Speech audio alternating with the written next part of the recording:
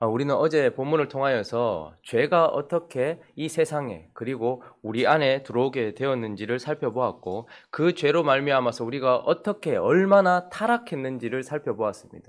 그 높은 위치에 있었던 하나님을 사랑하고 하나님을 누리고 하나님을 드러내던 그 높은 위치에 있었던 자를 완전히 땅에 떨어뜨리고 저 아래로 떨어뜨려 버린 그 죄에 대하여서 그렇게 타락한 인간에 대하여서 살펴보았고 그런 사람에게 희미하게는 하지만 정확하게 하나님께서 복음을 허락하셨다라는 것을 살펴보았습니다. 그래서 오늘 본문은 이제 모든 사람이 죄를 범하며 하나님의 영광에 이르지 못하게 되었어요. 모든 사람이 같은 조건이었단 말입니다. 그런데 그 어두움 가운데 하나님께서 비춰주신 그 복음의 빛으로 말미암아서 이제 두 부류의 사람으로 갈라진다라는 것을 하나님께서 우리에게 말씀하십니다. 모든 사람이 죄를 범하며 하나님의 영광에 이르지 못하지만 그러나 그 가운데 하나님께서 죄가 외부로부터 들어와 모든 사람을 떨어뜨렸는데 그 떨어진 모든 사람들 가운데 외부로부터 들어온 복음으로 말미암아 이제 두 부류의 사람으로 갈라지는데 그 첫 번째 부류가 가인과 가인의 후예의 부류로 갈라지게 되고 또 다른 부류가 있는데 그것은 바로 아벨, 그러니까 아담,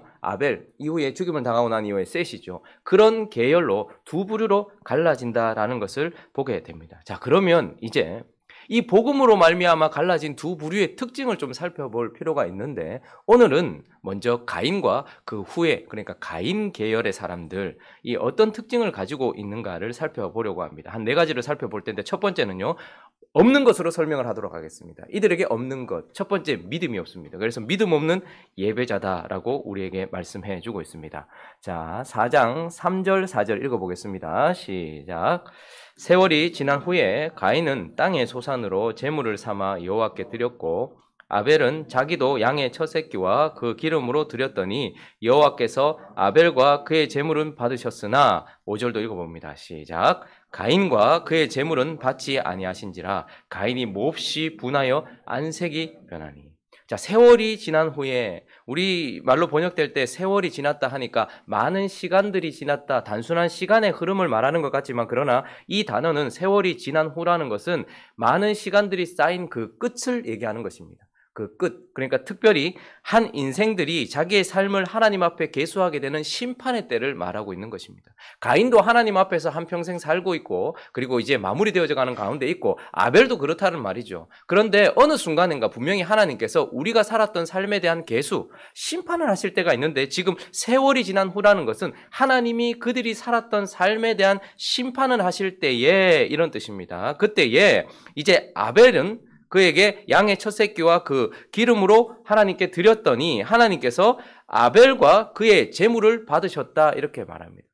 모든 인생은 다 하나님 앞에 예배하는 인생입니다. 그러니까 우리처럼 예수를 믿고 교회 와서 이런 공적인 예배를 드리고 그리고 일상을 살아가면서 우리의 삶의 예배를 드리는 것처럼 모든 인류는 사실 하나님 앞에 예배자예요. 그리고 어느 순간인가 우리가 어떤 삶을 살았는가를 계수할 때가 온다는 것이죠. 그런데 아벨과 그의 제물은 받으셨는데 5절을 보니까 가인과 그의 제물은 받지 않으셨다라고 말합니다. 많은 경우에 이 제물에 문제가 있었다라고 생각하지만 그러나 우리가 더 초점을 맞춰야 되는 것은 그 제물 앞에 있는 사람 존재에 초점을 맞춰야 됩니다. 하나님께서 아벨의 제물을 받으셨다 이렇게 말하지 않고 아벨과 그의 제물을 받으신 것처럼 가인도 가인의 제물을 받지 않으신 것이 아니라 가인과 가인의 제물을 받지 않으셨다 이렇게 말합니다. 왜 하나님은 그러셨을까? 하나님은 피 있는 제사를 드리라고 했는데 가인은 땅의 소산으로 드렸기 때문일까? 그러나 율법에 보면 소제라는 것이 있습니다. 그러니까 곡물로 드리는 제사가 있는 것이죠. 그러니까 이 제물에 문제가 있다기보다는 지금 존재에 문제가 있다라는 것을 보게 돼요. 그래서 후대에 히브리서 기자는 왜 가인과 가일의 제물을 받지 않으셨는가를 11장 4절이 이렇게 말해주고 있습니다. 히브리서 11장 4절 한번 가볼까요? 히브리서 11장 4절 말씀. 신약성경 364페이지 히브리서 11장 4절 말씀 한번 읽어보겠습니다. 시작. 믿음으로 아벨은 가인보다 더 나은 제사를 하나님께 드림으로 의로운 자라 하시는 증거를 얻었으니 하나님이 그 예물에 대하여 증언하심이라. 그가 죽었으나 그의 믿음으로써 지금도 말하느니라. 자, 가인과 가인의 제물을 받지 아니하시고 아벨과 아벨의 제물을 받으신 이유를 믿음이라는 것에서 찾고 있습니다. 그러니까 가인을 받지 않으셨던 이유는 가인의 재물에 문제가 있다기보다는 가인 존재 안에 뭐가 없는 거예요? 믿음이 없다라는 거예요. 자, 그러면 이 믿음이란 또 무엇인가? 믿음은 하나님을 향한 우리의 열정, 그 갈급함, 우리가 쓰는 그 믿음을 말하는 것인가? 그러나 저기서 말하는 아벨에게는 있고 가인에게는 없는 믿음이라는 것은 결국 무엇입니까? 에베소서 2장 8절이 말해주고 있는 그 믿음인 것입니다. 에베소서 2장 8절도 가볼까요? 신약성경 312페이지입니다. 311페이지 에베소서 2장 8절 말씀 읽어보겠습니다. 시작. 너희는 그 은혜에 의하여 믿음으로 말미암아 구원을 받았으니 이것은 너희에게서 난 것이 아니요 하나님의 선물이라. 자, 구원받는 사람, 복음이 실효가 되고 복음으로 은혜를 누리는 사람, 죄 가운데 있다가 복음으로 복음 안에 들어오게 되는 사람들은 믿음이라는 것을 받는데 그 믿음은 우리에게서 난 것이 아니고 하나님이 주신 선물이다 이렇게 말하고 있습니다. 그런데 이 믿음, 하나님께서 주신 이 믿음은 살아있는 믿음이기 때문에 하나님께 받은 이 믿음이 우리 삶 속에서 어떻게 됩니까? 살아 역사하는 믿음으로, 그래서 우리가 하나님을 붙들게 되기도 하지요. 그러나 이 우리가 붙드는 믿음보다 먼저 선행하는 믿음은 무엇입니까? 하나님이 구원받는 자에게 주시는, 하나님이 은혜로 선물로 주시는 구원받는 믿음을 말하는 것입니다. 그런데 지금 이 죄 가운데 있는 인류 가운데 아벨에게는 있고 아벨의 계열에는 있는데 가인의 계열에는 없는 것이 무엇입니까? 구원받는 자들에게 주어지는 복음이 실효가 될 수 있는 믿음이 가인에게는 없다라는 것을 보게 되는 것입니다. 그러므로 이제 인류가 갈라지는데 이 인류 안에는 아벨과 같은 자가 있는가 하면 가인과 같이 믿음 없는 삶으로 하나님 앞에 사는, 그러니까 여기도 다 예배자라고 말하고 있어요. 가인도 결국 하나님 앞에 계수를 할 때 어떤 예배를 드렸는가이고 아벨도 어떤 예배를 드렸는가입니다. 우리도 하나님 앞에 어떤 예배를 드렸는가 심판할 날이 올 것이고 세상에 산 모든 사람들도 하나님 앞에 어떤 삶으로 예배 드렸는가, 무엇을 드렸는가가 심판받는 날에 드러나게 될 텐데 그들에게는 하나님께서 가인과 가인의 제물을 받지 않으신 이유가 믿음이 없기 때문이다라고 말하고 있는 것이죠. 그래서 가인의 첫 번째 특징은 믿음 없는 예배자라는 거예요.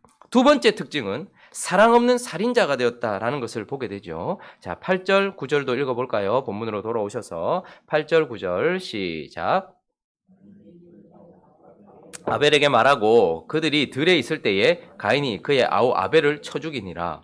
여호와께서 가인에게 이르시되 네 아우 아벨이 어디 있느냐? 그가 이르되 내가 알지 못하나이다. 내가 내 아우를 지키는 자니까 라고 말하고 있습니다. 자, 하나님은 죄 가운데 빠진 아담에게 이런 질문을 하셨죠. 네가 어디 있느냐? 이런 질문을 하셨습니다. 아주 심오하고 뼈아픈 질문이죠. 죄 가운데 빠져버린 인생을 향하여서 하나님께서 나와 하나가 되었고 나를 사랑하기 위해 창조되었고 나를 누리기 위해 창조된 나의 사랑, 나를 사랑하는 피조물인 네가 어디에 있느냐라고 하나님께서 물으셨습니다. 그런데 오늘 본문은 더 뼈아픈 질문을 하고 있습니다. 뭐라고 말하고 있습니까? 네 아우가 어디에 있느냐 이렇게 묻고 있습니다. 하나님께서 우리에게 요구하시는 것, 그것을 넓게는 율법이고 좁게는 십계명이고 그것을 다시 더 좁히면 뭐가 될까요? 예수님께서 말씀하신 것처럼 내 하나님을 뭐하고? 사랑하고 또 내 이웃을 내 몸과 같이 사랑하라. 이것이 하나님께서 우리에게 주신 율법의 전부입니다. 하나님을 사랑하고 이웃을 사랑하는 것. 그래서 하나님은 하나님을 사랑하는 존재로 아담을 지으셨고 사람을 창조하셨습니다. 그리고 그 옆에 있는 이웃을 사랑하라고. 그런데 지금 이 가인 계열이 무엇을 하고 있는 것입니까? 하나님 사랑을 버렸을 뿐만 아니라 그 이후에 어떻게 됩니까? 이웃 사랑을 버려버리고 미움으로 말미암아서 아우를 죽이는 첫 번째 살인 사건이 3장 죄가 들어오고 난 이후에 채 몇 장 넘어가지 못하고 바로 4장에서 살인 사건이 일어나는 것입니다. 마음의 미움이 실효가 되어서 이제 드디어 누군가를 죽여버린 것이죠. 하나님이 정말 우리에게 원하시는 것은 무엇입니까? 인간이란 하나님을 사랑하고 이웃을 사랑하는 것, 그것이 목적인 존재인 것입니다. 그런데 오늘 이 가인과 가인의 계열은 하나님께 믿음을 얻지 못했을 뿐만 아니라 그들에게는 사랑이 없는 거예요. 하나님을 향한 사랑만 없는 것을 지금 체크하는 것이 아니라 이웃을, 그것도 형제입니다. 그럼에도 불구하고 이웃을 죽여버린 그런 사랑을 버린 바로 살인자가 되었다. 그러니까 사랑 없는 살인자다라는 것이죠. 여러분 사람을 꼭 쳐 죽여야지만 살인이 아니라고 예수님께서 말씀하셨습니다. 우리가 누군가를 미워하고 있는 순간 우리는 그 사랑을 버린 살인자가 되어진다는 것이죠. 꼭 간음을 실행해야지만 간음한 자라고 말씀하지 않으셨습니다. 여자를 보고 음욕을 품는 자마다 간음한 것이요, 형제를 칼로 찌르지 아니하여도 미워하고 있으면 그게 살인이라고 말했죠. 그러니까 가인 계열에는 사랑이 없는 것입니다. 사랑이 없는 그런 살인자가 되었다라고 말합니다. 자, 또 가인 계열의 특징이 드러나고 있는데 그것은 무엇입니까? 세 번째는 바로 회개 없는 유랑자가 되었다라고 말씀하고 있습니다. 자, 10절부터 12절까지 한번 읽어볼까요? 10절부터 12절 읽습니다. 시작. 이르시되 네가 무엇을 하였느냐? 내 아우의 핏소리가 땅에서부터 내게 호소하느니라. 땅이 그 입을 벌려 내 손에서부터 내 아우의 피를 받았은즉 내가 땅에서 저주를 받으리니 네가 밭을 갈아도 땅이 다시는 그 효력을 내게 주지 아니할 것이요 너는 땅에서 피하여 유리하는 자가 되리라. 그는 살인자가 되었습니다. 그래서 하나님은 공의의 하나님이시기 때문에 그의 죄에 대하여서 보응을 하고 계시는 것이죠. 그러나 한번 살펴보십시오. 가인이 행한 행동과 하나님께서 그에게 주시는 죄의 벌이 상응하는 것이 맞습니까? 어떻게 보면 그렇겠죠. 하나님 없이 유리하면서 계속해서 삶을 살아야 되니까. 그러나 사실 피해는 무엇입니까? 피해는 피입니다. 사실 가인이 받아야 될 심판은 아벨을 죽였기 때문에 그의 피도 흘려야 되는 것이 하나님께서 마땅히 하셔야 될 보응이었습니다. 그러나 가인이 받은 벌은 그것보다 훨씬 가벼운 벌을 받은 것입니다. 밭을 갈아도 땅이 그 효력을 내지 아니하고 땅에서 유리하는 자가 된다라는 것은 하나님께서 그에게 자비를 베풀었다라는 의미입니다. 자비라는 것은 지금 하나님께서 마땅히 주셔야 될 그 벌을 어느 정도 감해 주셨다는 뜻이요, 그리고 그것을 완전히 주시지 않았다라는 뜻입니다. 가인은 그 순간 직결 처분받아야 될 사람이었습니다. 하나님 앞에 네가 네 동생 죽였지? 예 하는 순간 너도 죽어야 돼 라고 거기에서 바로 하나님께 사형을 받아야 될 존재란 말입니다. 그런데 하나님은 그에게 자비를 베풀어 주셨어요. 바로 죽이지 아니하시고 유리하면서 회개할 수 있는 기회를 주셨단 말입니다. 그런데 13절 읽어볼까요? 13절에 있습니다. 시작. 가인이 여호와께 아뢰되 내 죄벌이 지기가 너무 무거우니. 여러분 지금 가인이 뭐가 무겁다고 말하고 있습니까? 자기의 죄가 무겁다고 말하고 있습니까? 그 죄 때문에 하나님께서 주시는 벌이 무겁다고 말하고 있습니까? 벌이 무겁대요. 여러분 이게 말이 되는 소리입니까? 자기는 지금 인류 최초로 살인을 저질렀어요. 하나님의 형상으로 지음받은 아벨, 하나님께 믿음을 가지고 있는 자, 하나님께 바른 예배를 드린 자를 하나님이 받으셨다는 이유 때문에, 사실 하나님을 향한 진노와 분노 때문에 그가 사람을 죽여놓고, 그런데 하나님이 그를 죽이지 않고 살려두셨단 말이죠. 그런데도 불구하고 그는 뭐라고 말하고 있어요? 내 죄의 벌이 너무 무겁습니다. 그러니까 자기가 지은 죄에 대한 경중을 알지도 못할 뿐만 아니라 그것에 대하여서 회개할 줄도 모르는 모습을 가지고 있는 것이죠. 그리고 그의 후예들의 모습을 한번 보십시오. 이제 하나님께서 여기서 지금 가인과 아벨이 나오니까 많은 사람들이 지금 가인이 지금 하나님께 벌을 받아서 이제 유리하는 자가 돼요. 그때 가인이 두려워하잖아요. 아, 나를 쫓아내시니까 14절에 보니까 내가 주의 낯을 배웁지 못하리니 내가 땅에서 피하여 유리하는 자가 될지라. 물은 나를 만나는 자마다 나를 죽이겠나이다. 그러니까 사람들이 좀 착각을 해요. 아담과 하와가 결혼해서 가인과 아벨을 낳았는데 도대체 여기 누가 있었기에 이렇게 생각합니다. 여러분 이 성경의 역사 그리고 성경에 나오는 그 이야기는 모든 인류 일반에 대한 모든 이야기들을 담고 있는 것이 아니라 구원과 관련된 것을 우리에게 압축하여서 가르쳐주고 있는 것입니다. 그러니까 아담과 하와가 가인과 아벨만 낳았다는 것이 아니라 많은 자녀들이 있었고 인류들이 번성하고 있었겠죠. 그런데 그 가운데 하나님께서 두 부류를 설명하시기 위해 누구를 선택하셔서 말씀하고 있는 것입니까? 가인과 아벨을 선택하셔서 설명하고 있는 것입니다. 그래서 지금 이제 그가 유리하고 방황하는데 내가 하나님께 쫓겨나가니까 누가 나 죽이면 어떡합니까? 지금 그거 겁내고 있는 거예요. 자기는 죽여놓고, 자기는 사람을 죽여놓고, 누가 나 죽이면 어떡합니까? 내 재벌이 너무 무겁습니다. 회개할 줄 모르는 모습이 대를 넘어서 어떤 뻔뻔함으로 나타나는지 23절, 24절 한번 읽어볼까요? 23절, 24절에 있습니다. 시작.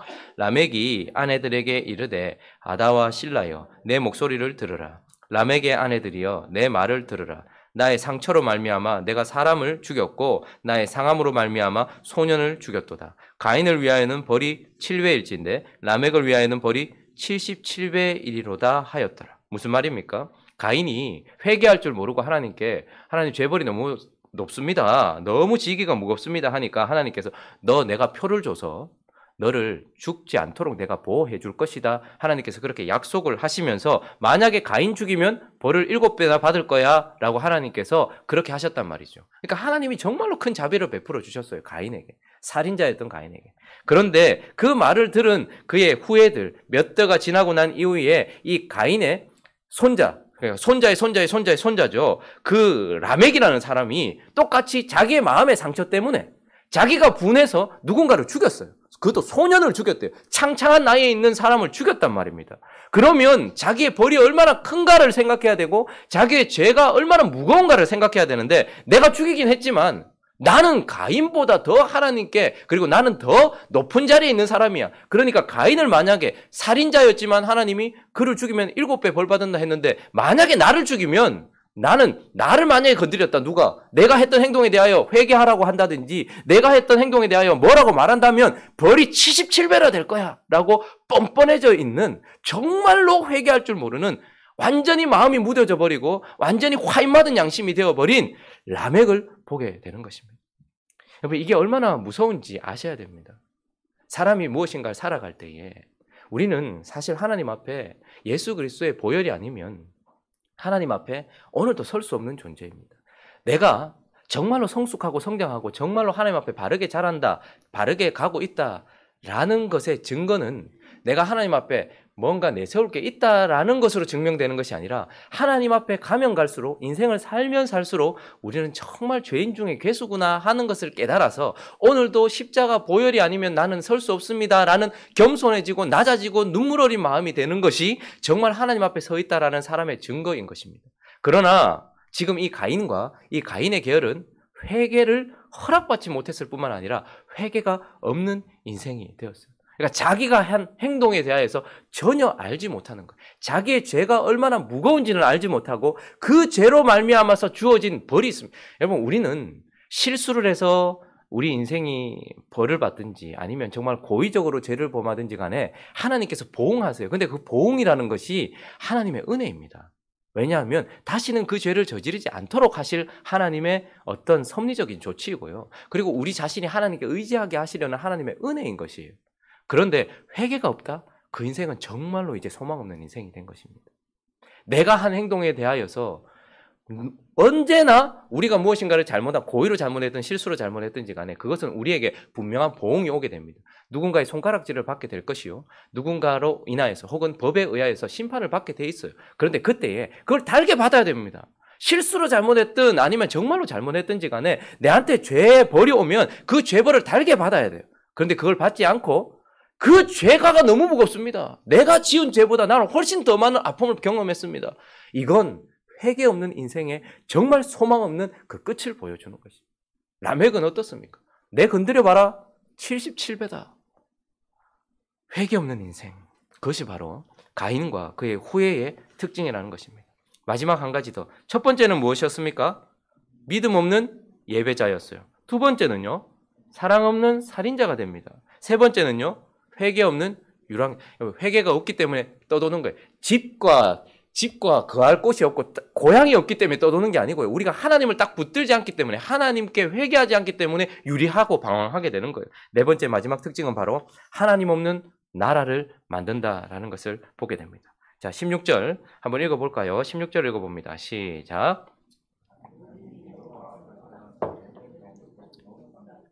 자, 많은 의미를 담고 있어요. 동쪽으로 에덴, 하나님이 계시는 지성소라고 할 수 있는 에덴의 동쪽이라는 것은 어제 뭐라고 말씀드렸습니까? 하나님을 점점 떠나는 것을 말해요. 그런데 이것을 이렇게 그냥 동쪽으로만 갖다 말하지 않고 정확하게 가인이 누구 앞을 떠났습니까?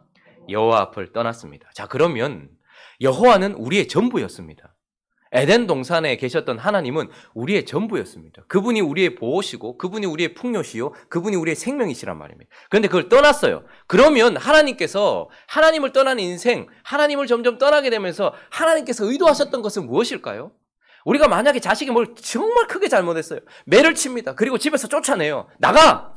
그리고 나서 부모가 자식을 잠깐 내쫓아내고 난 이후에 정말 원하는 것은 무엇일까요? 정신 차리라는 거예요.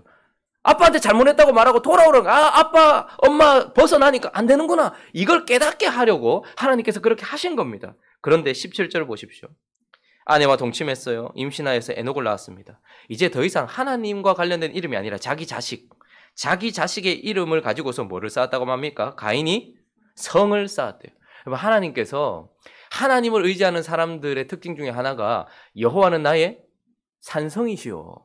여호와는 나의 요새시오. 여러분, 이것은 그냥 단순한 노래가 아니고 문해적인 표현이 아니라 실제입니다. 하나님이 우리의 보호자가 되세요. 그래서 하나님은 우리 스스로가 성을 쌓는 걸 사실 싫어하십니다. 내 스펙이라는 성, 나의 물질이라는 성, 내가 나를 지키기 위한 성, 이런 성을 쌓는 것보다 나를 지켜주실 여호와 하나님의 성을 기뻐하는 것이, 그것이 바로 하나님 백성들의 특징이에요. 그런데 멀리 떠나보니까 야, 이거 살기 힘들거든요. 그러니까 그때부터 뭘 짓는 거예요? 나를 보호할 주님을 찾는 것이 아니라 나를 보호할 내 자식의 이름을 놓고서 에녹이라는 성을 짓고 있는 것을 보게 됩니다. 자, 성을 지었어요. 안전이 보장되네요. 그러니까 그때부터 또 무슨 일이 일어납니까? 20절 읽어봅니다. 시작. 아단은 야발을 낳았으니 그는 장막에 거주하며 가축을 치는 자의 조상이 돼요. 자, 가축을 치기 시작합니다. 자, 보호가 되니까 이제 무엇을 원할까요? 이 보호받는 이 속에서 좀 풍요롭게 살았으면 좋겠다라는 것이겠죠. 그래서 풍요를 위한 삶을 추구하기 시작합니다. 풍요는 하나님이 주시는 거예요. 부요함은 하나님이 주시는 것이었습니다. 에덴은 하나님이 주신 것을 그저 받아먹는 곳이었어요. 그런데 이제 안전이 보장되고 나니까 이제 나의 풍요를 위하여, 사실 가축을 치는 장막에 거주하는 것은 믿음의 사람들의 특징이었습니다. 그러나 그들이 장막을 치면서 가축을 치었던 이유는 거룩한 삶을 위해서, 나그네라는 것을 기억하기 위하여서 가축을 치면서 장막에 거주했단 말입니다. 그런데 지금 이들은 나그네라는 것을 기억하기 위한 것이 아니고 풍요를 위하여서, 자기들의 풍요, 하나님 없는 풍요를 추구하고 있는 것이죠. 자, 이제 풍요함이 조금 해결된 것 같네요. 그러니까 21절 뭐라고 말하고 있습니다. 시작. 그의 아우의 이름은 유발이니 그는 수군과 퉁소를 잡는 모든 자의 조상이 되었다. 자, 수군과 퉁소. 이것은 우리가 요한계시록에서도 살펴보았죠. 하나님을 찬양할 때 쓰는 악기에 들어가는 것입니다. 자, 노래, 춤은 언제나 누구를 위한 것이었을까요? 제의적인 것이었습니다. 춤은 하나님을 부르는 행위였습니다. 사실 노래는 무엇입니까? 하나님을 높이는 행위였어요. 그런데 이제 하나님께 드려 마땅할 그 노래와 춤, 그 모든 악기와 문화를 지금 자기들의 소일거리, 자기들의 문화거리, 자기들의 쾌락거리로 만들고 있는 것을 보게 됩니다. 그래서 요즘 노래들을 한번 보십시오. 원래 노래에 보면 뭐 이상한 내용이 들어가는 게 많아요. 무슨 뭐 고등어를 노래하기도 하고요. 원래 노래라는 것이 오래 남는 노래들 보면 그 속에 의미를 담을 때 오래 남아요. 우리 예전에 가요 같은 걸 보면 뭐 정말 힘들고 어려운 삶을 살았을 때의 뭐 그 내용들이 들어가는 거 있잖아요. 사람의 한이 들어가 있고 한이 서려 있는 노래들은 오래 가요. 근데 요즘 노래들은 보면 무엇이 들어가 있습니까? 그저 쾌락, 그냥 잠시 누릴 그 나의 어떤 기쁨, 이런 것들이 들어가요. 그런데 이제 보호가 되고 좀 만족스러운 삶이 되니까 자신의 즐거움을 위하여서 문화를 만들고 있고, 하나님께 드려 마땅할 노래와 춤을 자기 자신들의 쾌락을 위하여서 만들고 있다라는 것을 보게 됩니다. 그리고 또 그렇게 문화를 만들고 나니 이제 무엇을 추구하게 되는가? 22절 읽어봅니다. 시작. 실라는 두발가인을 낳았으니 그는 구리와 새로 여러 가지 기구를 만드는 자요, 두발가인의 누이는 나아마였더라. 두발가인을 통하여서 구리와 새로 기구를 만들었다. 특별히 여기는 기구는 우리를 편리하게 해주는 문명일 수 있습니다. 그러나 여기서 말하는 더 많은 초점은 무엇이냐? 무기를 만들었다는 거예요. 이제 드디어 정복하기 위하여서 무엇인가를 더 뺏어서 내 영역을 넓히고자 하는 그런 욕심들이 아예 드러나고 있는 것을 보게 되는 것입니다. 그러니 이제 하나님의 나라에서 쫓김받은 자가 동쪽으로 가다 보니까 이제 그들은 하나님 없는 나라를 만들고 있다라는 것을 보게 되고, 이것이 얼마나 무서운지를 보게 돼요. 하나님이 동쪽으로 보내시는 이유, 그것은 바로 우리가 하나님 없으면 안 된다는 것을 깨닫게 하시려는 하나님의 의도입니다. 그런데 그 가운데서 이제 하나님이 없음에도 불구하고 보호받고 있음을 자기가 누리고 있고, 하나님이 없음에도 불구하고 자기가 풍요하다라는 것을 기뻐하고 있으며, 하나님이 없어도 내게 즐거움이 있을 수 있다라는 것과 하나님이 없어도 내가 넓어질 수 있고 커질 수 있다라는 그 안식, 하나님 없는 안식의 나라가 그들에게 만들어져 있다라는 것을 보게 됩니다. 자, 정리를 해볼까요? 이 세상에는 딱 두 부류의 사람으로 나누어집니다. 무엇 때문에? 복음 때문에. 모든 사람들이 하나님의 영광에 이르지 못하는 타락한 존재가 되었지만 복음 때문에 복음 안에 있는 자와 그렇지 않은 자로 나누어지고, 복음 안에 있지 않은 자의 대명사가 가인이며 그의 후예들인데, 그들은 믿음이 없어서 믿음 없는 예배자가 되고, 사랑이 없어서 사랑 없는 살인자가 되고, 회개가 없어서 회개 없는 유랑자가 되며, 하나님이 없어도 되는 하나님의 나라를 만들고 있다는 것을 보게 됩니다. 그런데 이것의 원인이 뭐라고요? 이렇게 인생이 무너진 이유가 뭐라고요? 이제는 두 가지로 얘기해야 됩니다. 죄 때문이기도 하고 그들에게 뭐가 없어서요? 복음이 없어서예요. 두 가지가 다 이유가 되는 것입니다. 자, 그래서 우리는 이렇게 설명할 수 있습니다. 이제 죄에 빠진 사람이 얼마나 비참한 인생을 사는가, 이것도 맞는 말이고, 복음이 없는 인생이 얼마나 비참한가를 보여주고 있는 거예요. 자, 복음이 없으니까 어떻게 되는 거예요? 결론적으로 아담은 하나님이 벌을 내리셨어요. 너 에덴 동산에서 쫓겨나가. 생명나무 못 먹어. 너 나가. 쫓아낼 때, 그리고 아담에게 너는 이제 땀을 흘리고 수고해야지 먹을 수 있어. 죄가 얼마나 재벌이 얼마나 무겁습니까? 그냥 받아 먹었는데 이제 너 땀 안 흘리면 못 먹어. 여자에게는 뭐라고 얘기합니까? 너에게 잉태하는 수고를 갈 거야. 죽음 같은 아픔이 있을 거야. 이렇게 말하고 있어요. 그리고 쫓아내버려요. 그런데 그때 아담과 하와가 한마디 말을 합니까? 한마디 말 안 해요. 죄벌이 너무 무겁습니다. 이런 말을 안 해요. 그런데 이 복음이 없는 인생이 얼마나 비참해지는지, 가인은 회개하지 못하고 내 재벌이 너무 무겁습니다. 이렇게 말할 뿐만 아니라 시간이 지나니까 복음 없는 인생이 어떻게 됩니까? 라멕처럼 내 건드리기만 건드려봐라. 벌이 77배다. 복음 없는 인생이 얼마나 무서운지 아시겠습니까? 아담은 또 어떤 사람이었습니까? 가인은 재벌이 무겁다라고 말할 뿐만 아니라 또한 라멕이 그렇게 했던 것처럼 그런 것만 말하고 있죠. 그리고 또 한 가지를 보십시오. 하나님을 떠나요. 아담과 하와가 얼마나 비참했겠습니까? 그런데 이제 시간이 지나니까 하나님 떠나도 뭐 별로 불편한지를 모르겠어요. 뭐 하나님 없어도 뭐 살만한데? 이것이 복음 없는 인생의 정말 비참한 말로인 것입니다. 오늘 이 아침에 우리는 여전히 복음이 없는 인생, 죄 가운데 있는 인생인지, 아니면 죄 가운데 있었으나 복음으로 말미암아 은혜 가운데 있는지를 한번 돌아보고, 죄 가운데 복음 없이 있는 인생이 얼마나 비참한지를 보면서 불쌍히 여길 줄 알아야 돼요. 그래야 세상에 진짜 복음을 전합니다. 불쌍히 여길 줄 알아야 돼요. 그래야 교회 안에 있는 그런 자들을 불쌍히 여기면서 기도할 수 있는 거예요. 그런 우리가 되기를 예수 그리스도의 이름으로 축원합니다. 그리고 우리 안에 복음이 실효가 되었다면 감사함으로 하나님께 감사할 줄 알아야 됩니다. 하나님, 나를 이런 가인의 계열이 되지 않도록 하신 하나님께 감사합니다 라고 기도하며, 그렇게 감사의 제목을 올려드리며 한 주를 시작하는 저와 여러분 되시기를 예수 그리스도 이름으로 축원합니다.